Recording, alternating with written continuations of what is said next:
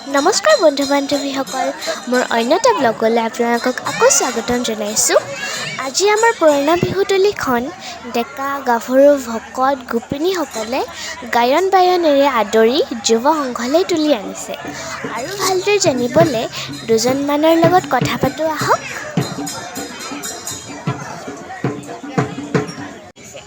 ভালেই লাগিছে।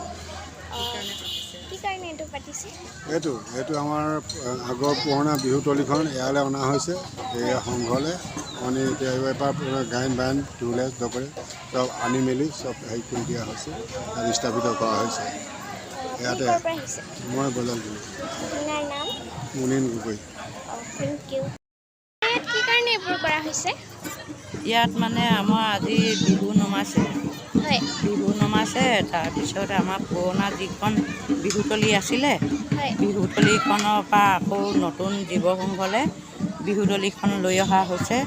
গায়নে বায়নে ঢোলে তালে জেঠা জীয়ৰী বুঢ়া বুঢ়ী সকলোৱে আহি একতা হৈ মানে বিহু মাৰি ৰাস্তাত আহিছে।